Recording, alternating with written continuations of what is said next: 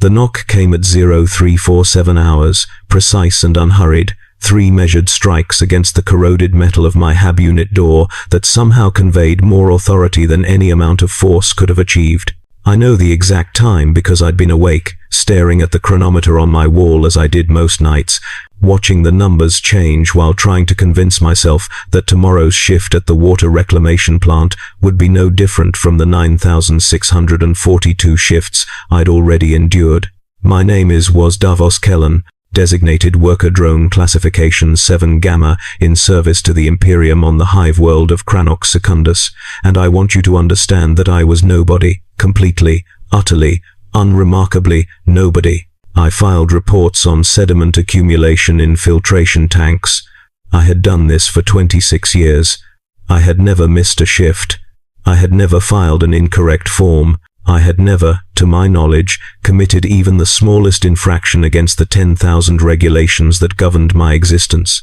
The knock came again, and this time I heard the distinctive mechanical whine of powered armor joints through the thin walls that separated my 3-meter square living space from the corridor outside. My hands began to shake before my conscious mind had even processed the implication. Powered armor meant Arbeits or military, and here, my stomach performed a sickening drop, the Inquisition. I forced myself to stand, to cross the 4 steps required to reach my door, to press the release mechanism with fingers that had gone numb. The door slid open with its usual grinding reluctance, and I found myself looking at a figure whose very presence seemed to drain heat from the air. The woman wore black armor so dark it seemed to absorb light, marked with the stylized eye that every citizen of the Imperium learns to fear before they learn to read. Behind her stood 2 servo skulls, their augmetic eyes glowing red in the corridor's dim illumination, and a man in the grey body glove of an interrogator, his face a mask of professional disinterest. "Davos Kellen," the Inquisitor said, not a question but a confirmation, her voice carrying the peculiar flatness of someone who has pronounced sentence on thousands and lost the capacity for inflection. "You will accompany us for questioning regarding matters of Imperial security. You have 3 minutes to gather any items necessary for extended absence." The words hit me like physical blows, each syllable driving the air from my lungs. Extended absence. Not brief questioning or routine inquiry, but extended absence, which in the vocabularies of Imperial justice meant anything from weeks to forever. I wanted to ask what I'd done, wanted to protest my innocence, wanted to do any of the things that terrified citizens in propaganda vids always did, but the conditioning of 26 years of unquestioning obedience was too strong. My mouth formed the words, "Yes, ma'am," without conscious volition, and my body began moving through the automatic motions of gathering possessions I somehow knew I would never see again. I packed a small bag with a change of clothes, my work authorization documents, a data slate containing 17 years of accumulated sediment reports, as if such things might somehow prove my mundane reliability, and the small icon of the Emperor I kept above my cot, more from habit than faith. The Inquisitor watched without comment, her face unreadable behind the optical augmentation that had replaced her left eye. The interrogator consulted a data slate of his own, scrolling through information I couldn't read, but which presumably contained the sum total of my unremarkable life, reduced to bullet points and risk assessments. The servo skulls floated in slow circles, their augers scanning my hab unit with methodical thoroughness, and I found myself irrationally worried about the 3-day-old protein paste I'd left unwashed in the recycler. As if hygiene mattered. As if anything mattered when the Inquisition came to your door at 0347 hours and used the phrase, "extended absence." We moved through the corridor in silence, me sandwiched between the Inquisitor in front and the interrogator behind, the servo skulls flanking us like mechanical carrion birds waiting for meat. The few residents who emerged from their hab units at the commotion took one look at my escort and immediately retreated, doors slamming shut with a finality that felt like nails being driven into a coffin. No one would speak to my absence. No one would ask questions. I would simply disappear from the hab block's consciousness as if I had never existed, my workspace at the plant reassigned, my belongings inventoried and redistributed according to whatever protocol governed the possessions of the investigated. We descended through levels I'd never accessed, past checkpoints where armed guards snapped to attention at the sight of the inquisitorial seal, into sections of the hive whose existence I'd been only vaguely aware of. The air grew colder as we descended, the usual oppressive heat of the upper hab levels giving way to a chill that suggested proximity to the hive's underbelly, where the climate control systems had failed decades ago and no one had bothered repairing them. The interrogation facility was not what I'd imagined, though I'm not sure what I'd imagined. Perhaps dramatic torture chambers with chains hanging from ceiling? Operating theaters with gleaming instruments of pain? Instead, I was led into a room perhaps 5 meters square, its walls the same institutional grey as every other Imperial structure, furnished with a metal table bolted to the floor, 2 chairs of identical design, and a single flickering lumen strip that cast everything in sickly yellow-green light. The Inquisitor gestured to one of the chairs, and I sat, because what else could I do? The interrogator positioned himself in the corner, data slate at the ready, while the servo skulls took up stations near the ceiling, their augers clicking and whirring as they recorded everything. The door sealed behind us with a pneumatic hiss, and in the sudden silence I could hear my own heartbeat, loud and irregular, a biological countdown that might be measuring my final hours. "Do you know why you're here?" the Inquisitor asked, settling into the chair opposite me with the careful precision of someone whose augmented joints required conscious control.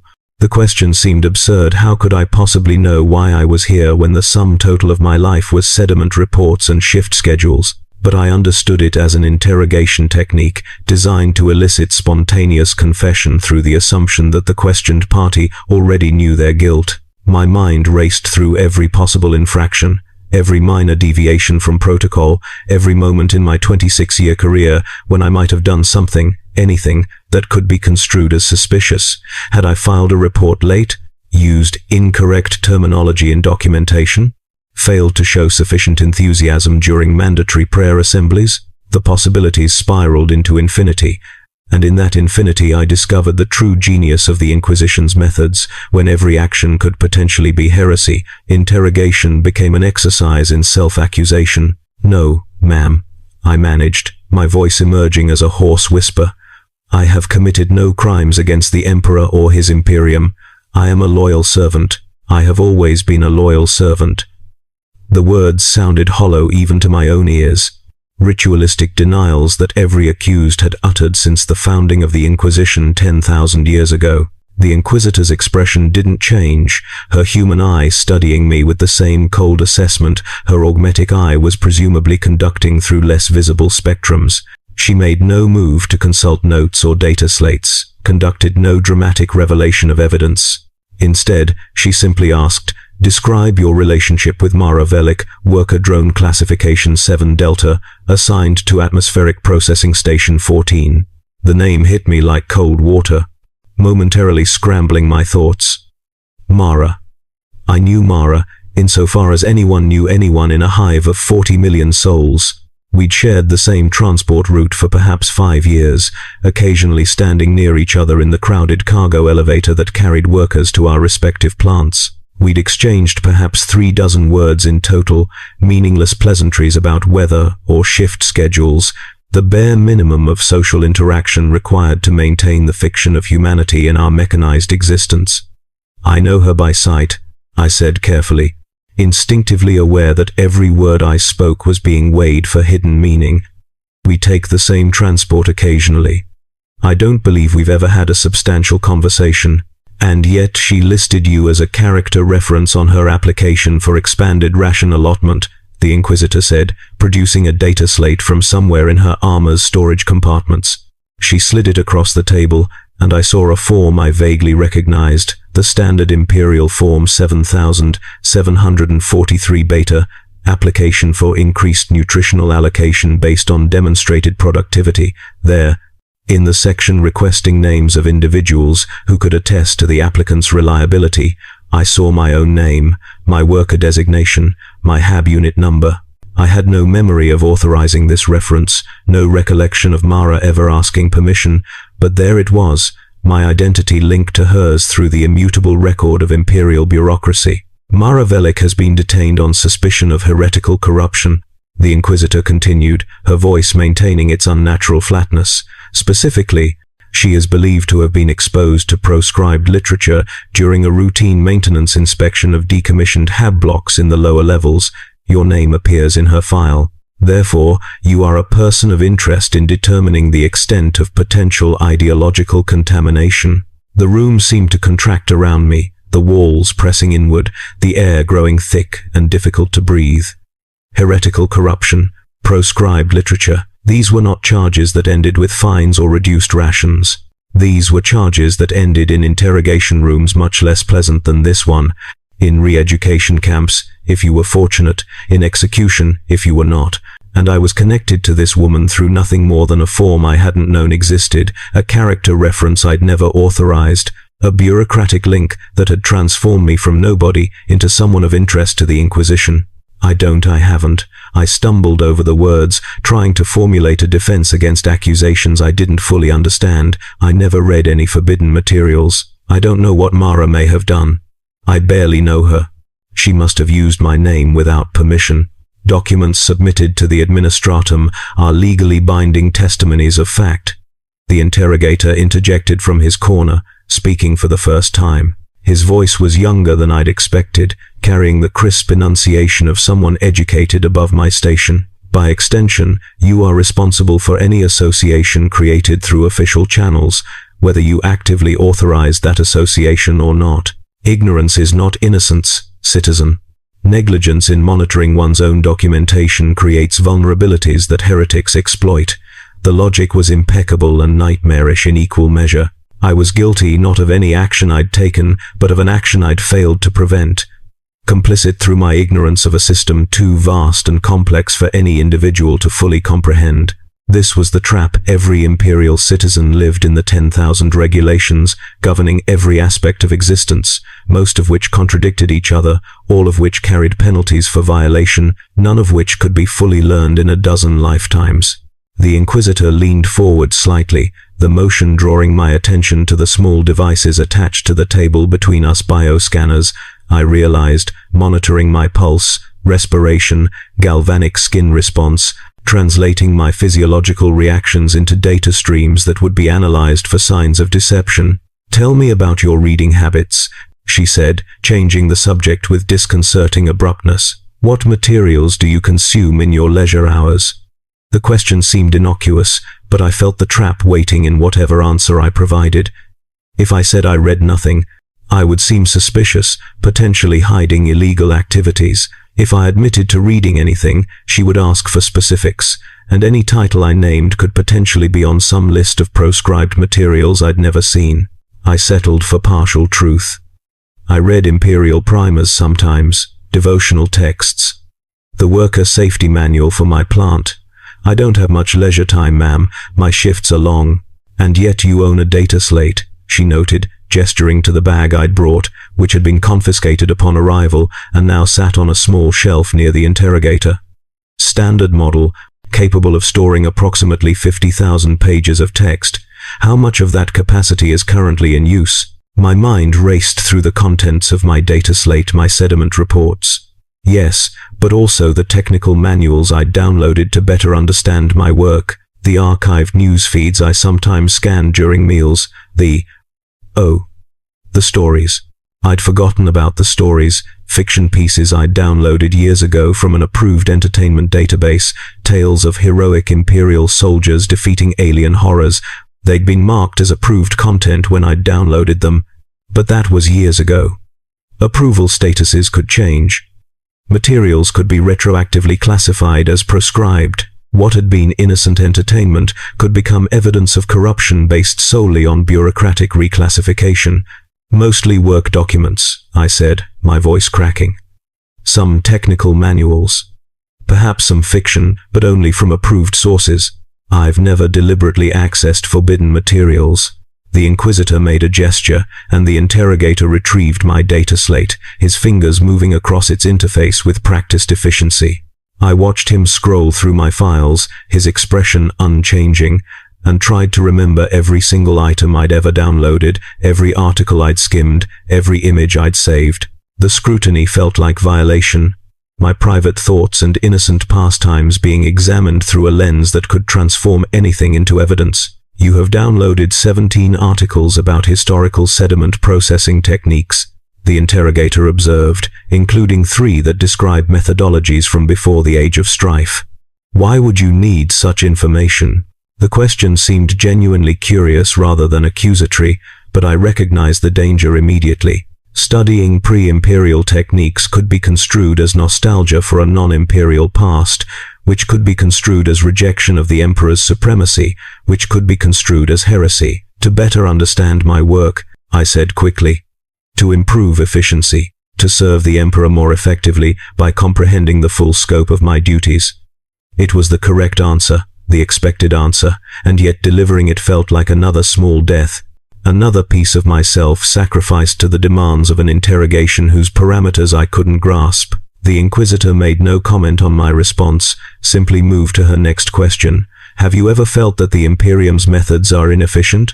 Here was the real trap, beautifully constructed, a question that had no safe answer.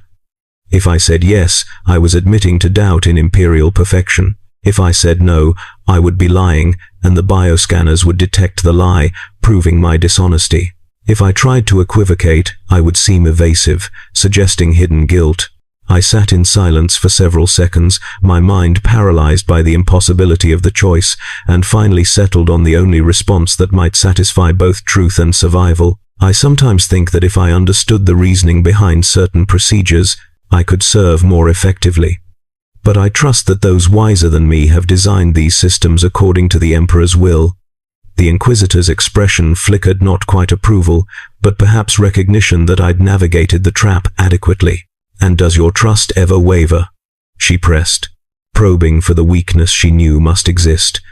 In moments of fatigue or frustration, do you find yourself questioning? Of course I questioned. Everyone questioned, in the privacy of their own thoughts, in the exhausted moments between shifts, when the cruelty and inefficiency of existence became too overwhelming to bear through faith alone. But admitting this would be spiritual suicide, confessing to the exact thought crime the Inquisition existed to purge. All humans experience doubts, I said carefully, choosing my words with the precision I usually reserved for sediment reports. But I recognize these doubts as weaknesses, as failures of my own understanding, not failures of the Imperium. I pray for strength. I perform my duties. I trust that my purpose serves the Emperor even when I cannot comprehend the larger design. It was the catechism I'd been taught in mandatory religious instruction as a child, regurgitated now in desperate hope that conditioning would save me where original thought could not. The interrogation continued for what might have been hours or might have been days without chronometer and without windows. Temporal measurement became impossible. The Inquisitor asked about everything, my childhood, my education, my work history, my relationships, my thoughts, my dreams, my fears. She asked about conversations I couldn't remember, events I'd witnessed and immediately forgotten, moments of my life so mundane I'd never consciously catalogued them. The interrogator cross-referenced my answers against databases I couldn't see, occasionally interjecting with corrections when my memory failed to match official records. The servo skulls circled endlessly, their mechanical components clicking and whirring, recording everything for analysis by algorithms designed to detect patterns of corruption invisible to human perception. I felt myself being dissected, not physically but existentially, every component of my identity examined and weighed for signs of taint. At some point I couldn't say when they removed me to a cell. Not a torture chamber but simply a small room with a cot, a waste reclamation unit, and the same flickering lumen strips that lit the interrogation room. I was given water in measured quantities and protein paste at regular intervals, though whether these intervals represented standard meal times or some arbitrary schedule designed to increase disorientation, I couldn't determine. I slept when exhaustion overcame fear, woke to find the same grey walls and artificial light, and was escorted back to the interrogation room to answer more questions. The Inquisitor changed tactics periodically, sometimes aggressive and accusatory, sometimes almost gentle, sometimes absent entirely, while the interrogator conducted sessions in her place. I learned that Mara had not merely been exposed to proscribed literature, but had allegedly been distributing copies, that her HAB unit had contained materials questioning the divine authority of the ecclesiarchy, That investigation had revealed a network of similarly compromised individuals spanning 3 hab blocks, and I learned that my connection to this network, tenuous as it was, had expanded through the investigative process. Someone Mara had supposedly corrupted knew someone who lived 2 levels below me. Another suspect had once worked at the water reclamation plant, though never during my shifts. A third had attended the same religious instruction facility I'd attended as a child 26 years ago. These connections were absurd, meaningless coincidences in a hive of 40 million souls, but in the logic of heresy investigation, coincidence didn't exist. Every link was evidence of conspiracy, every shared space proof of contamination, every possible association transformed into damning correlation. I was drowning in implications, in suggestions of guilt derived from mathematics rather than action, from algorithms that detected patterns I couldn't see and which might not actually exist. "I'm innocent," I said during one session, the words bursting out before I could stop them. "I've never done anything wrong. I'm nobody. I just process sediment reports. This is insane." The Inquisitor regarded me with something that might have been pity, though it was difficult to read emotion in a face half mechanical. "Innocence is not a binary state," she said, her flat voice somehow managing to convey pedagogical patience. "You are innocent of active corruption, perhaps, but you are guilty of negligence, guilty of insufficient vigilance, guilty of existing in proximity to heresy without reporting it. The Imperium requires more than passive non-participation in evil, it requires active resistance. Your failure to detect Mara Velik's corruption despite your association with her, however tangential, represents a failure of duty. The logic was perfect and completely inescapable. I had failed to notice something I couldn't have noticed, failed to report something I didn't know existed, failed to resist something I was never exposed to. And this failure made me complicit, made me suspect, made me someone the Inquisition needed to monitor, investigate, possibly re-educate if the corruption ran deep enough. "What happens to me?" I asked, the question emerging as barely a whisper. The Inquisitor consulted her data slate, scrolling through pages of information I couldn't read. "That depends on the remainder of this investigation," she said. "If further analysis determines your corruption is minimal and correctable, you may be released to supervised reintegration after appropriate re-education. If the contamination is judged more severe, you may require more intensive intervention. In the worst case." She trailed off, but the implication was clear. They held me for 47 days. I know this because when I was finally released, the chronometer in my hab unit had advanced 47 cycles, though whether those cycles represented actual days or some adjusted time frame I couldn't determine. The Inquisition's final judgment, delivered by the interrogator rather than the Inquisitor herself, was that I represented minimal risk of active heresy, but required ongoing monitoring to ensure no latent corruption manifested. I was permitted to return to work, but with a notation in my permanent record: "Subject of heretical investigation cleared with reservations, requires periodic review." My data slate was returned with all content scrubbed except my work documents and approved religious texts. My hab unit, which I discovered had been thoroughly searched during my absence, now contained several new fixtures. Auger devices built into the walls, their lenses tracking movement, their microphones recording sound, their existence transforming my private space into permanent panopticon. I returned to work at the water reclamation plant to find my workspace unchanged, my colleagues treating me with the studied neutrality that characterized all interaction with the investigated. No one asked where I'd been. No one welcomed me back. I simply resumed entering sediment reports, as if no interruption had occurred, as if 47 days of interrogation had been nothing more than an administrative leave. But everything had changed, irrevocably and completely. I no longer trusted my own thoughts, constantly monitoring myself for signs of heresy, second-guessing every opinion as potential corruption. I stopped reading anything beyond mandatory work documents, terrified that some previously approved text might have been reclassified in my absence. I participated in prayer assemblies with forced enthusiasm, conscious that my responses were being recorded and analyzed, that insufficient devotion might trigger another investigation. The monitoring was constant and usually invisible, but sometimes I would catch glimpses of a servo skull following me through the corridors, its presence too persistent to be coincidental. Unfamiliar faces in crowds who seemed to always position themselves within observational range. My vox calls experiencing slight delays suggesting interception and recording. I was free, technically, but freedom had become another word for supervised existence, liberty constrained by the constant awareness that I was being watched, evaluated, assessed for signs of the corruption that had never actually infected me, but which the Inquisition could never be completely certain I didn't carry. Mara Velik, I learned through official channels, had been executed for heresy. The network she'd allegedly organized had been dismantled, its members either executed or sent to re-education facilities on penal worlds. I had survived through nothing more than the accident of being sufficiently peripheral to the conspiracy, real or imagined, that my connection qualified as negligence rather than participation. 6 months after my release, I received a form in my daily message queue, Standard Imperial Form 8831 Gamma, request for character reference.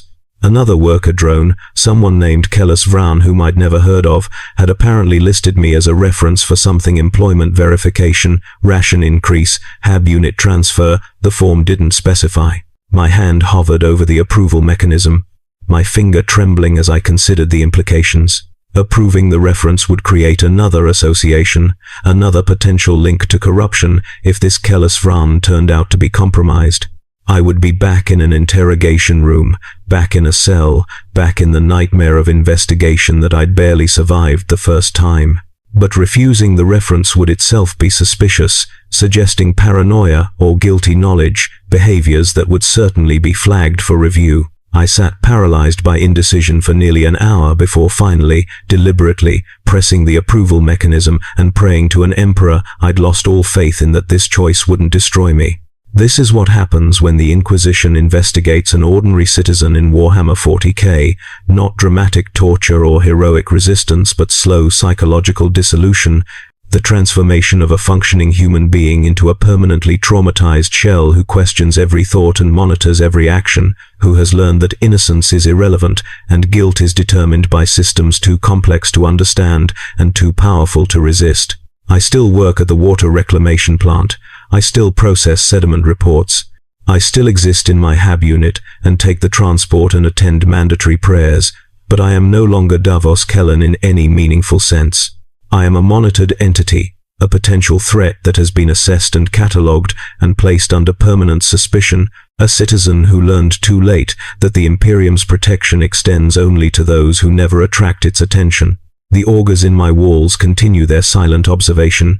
The servo skulls occasionally drift past my HAB unit, their mechanical eyes glowing in the corridor darkness, and I write these words knowing they will be read, knowing they are evidence. Knowing that confession is the only form of resistance left to someone who has been investigated and found neither guilty nor innocent, but something worse, perpetually suspect, eternally watched, forever changed by the simple accident of having my name appear on a form I never authorized, condemned to a life of surveillance and self-doubt by bureaucratic processes I will never understand and can never escape. I am ordinary. I was ordinary. And that, in the Imperium of man, is neither protection nor defense, merely a temporary state awaiting the inevitable moment when ordinary becomes interesting to someone with the authority to investigate.